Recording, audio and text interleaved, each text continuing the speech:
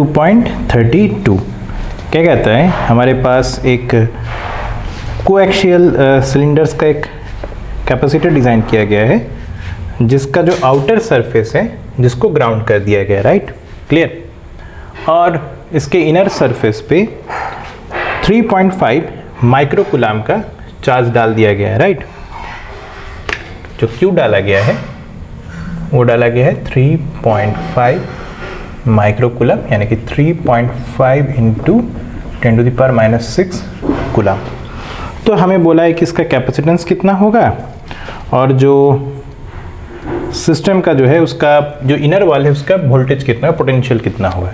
तो चलिए ठीक है, इसमें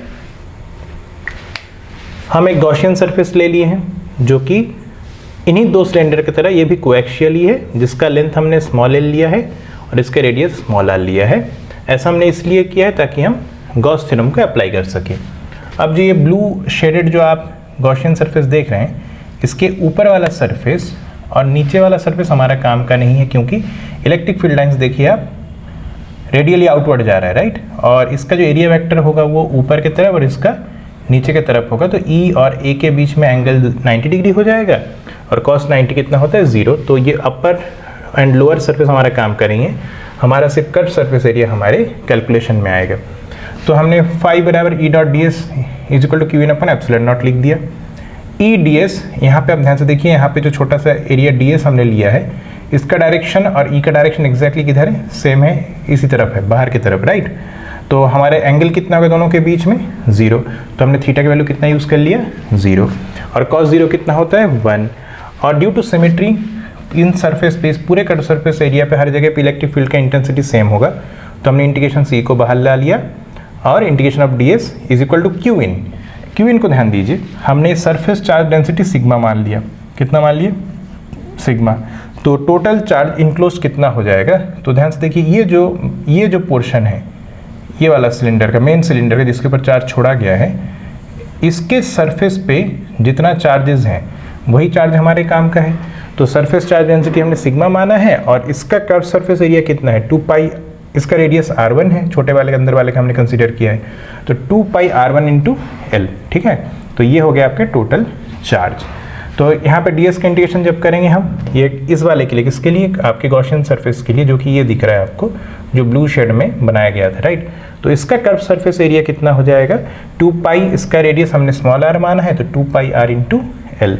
यहाँ से 2 पाई एल और 2 पाई एल कैंसिल आउट हो गया, यहाँ से E इज इक्वल टू है sigma upon epsilon not r1 by r, ठीक है। अब हमको पता है E इज इक्वल टू होता है minus D V by D R, तो यहाँ से डी वी बराबर माइनस ई डी आर लिख सकते हैं। हमें इन दोनों सरफेस के बीच में पोटेंशियल डिफरेंस का मैग्नीट्यूड चाहिए, तो इसका इंटीग्रेशन होगा डेल्टा भी, जिसका मैग्नीट्यूड चाहिए, तो हमने मॉड्यूलस फंक्शन लगा दिया। ठीक उसी तरीके से इधर भी हमने मॉड फंक्शन लगा दिया।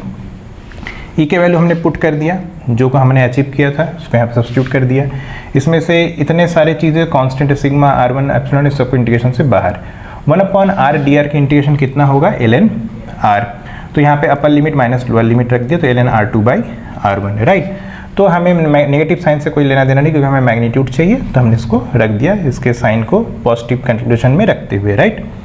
डेल्टा भी मतलब इस सरफेस का वोल्टेज और इस सरफेस के वोल्टेज के बीच का डिफरेंस। क्योंकि ये ग्राउंड कर दिया गया है तो इस सरफेस का वोल्टेज कितना हो चुका होगा 0। तो हमने, और इनर सरफेस का वोल्टेज हमने कितना मान लिया, लेट से V। तो इस वजह से V minus 0 is equal to जो हमारे कैलकुलेशन में आया था, यहाँ से V इज इक्वल टू आ गया sigma r1 upon epsilon not ln r2 by r1। अब बताइए Q इज इक्वल टू क्या होता है CV, तो यहाँ से C बराबर हम लिख सकते हैं Q बाई V। तो Q के जगह पे हमने Q कंसीडर कर लिया और V जो हमने कैलकुलेट अभी किया था इसको लाके यहाँ पे सब्स्टिट्यूट कर दिया। Q टोटल चार्ज, इस पूरे सिलेंडर के जो सरफेस है उस पर टोटल चार्ज कितना है बताइए।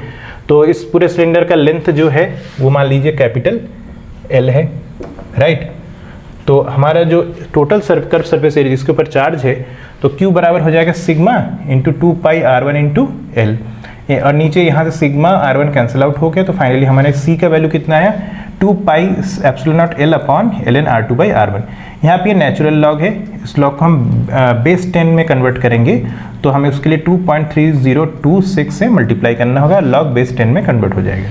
तो ये हमारे कैपेसिटेंस के फॉर्मूला हो गया सिलेंडर कैपेसिटर का। अब इसमें सारे वैल्यू सब्स्टिट्यूट कर दिया मैंने। 2 तो 2 के जगह पे 2 ही है, पाई की जगह पे 3.14, एप्सिलॉन नॉट की जगह पे 8.85 × 10⁻12 यूनिट, और लेंथ दिया हुआ था 0.15 मीटर, 15 सेंटीमीटर मतलब 0.15 मीटर। और यहाँ पे R1 R2 के वैल्यू भी हमने रख दिया है। कितना है बताइए, यहाँ पे है हमारे पास 0.014, तो यहाँ पे 0.015 एंड 0.14 है, राइट। तो इस तरह से हमने वैल्यू सब्स्टिट्यूट कर दिया। यहाँ से हमारा C के वैल्यू कितना आ गया, 1.2 × 10⁻10 फैराड, ठीक है। अब हमें इस सरफेस का वोल्टेज पूछा गया था, या तो हम सारे वैल्यूज़ को यहाँ पे सब्स्टिट्यूट कर दें, यहाँ से ही वोल्टेज कैलकुलेट कर सकते हैं, या फिर इस फॉर्मूले को यूज़ कर लेते हैं कि Q बराबर CB होता है, तो V = Q/C। Q हमने सप्लाई किया था 3.5 माइक्रोकूलम, और C हमने कैलकुलेट किया है ये, इसका वैल्यू हमने सब्स्टिट्यूट कर दी 1.2 × 10⁻10 फैराड। तो यहाँ से V = कितना है, 2.92 × 10⁴ वोल्ट। क्लियर।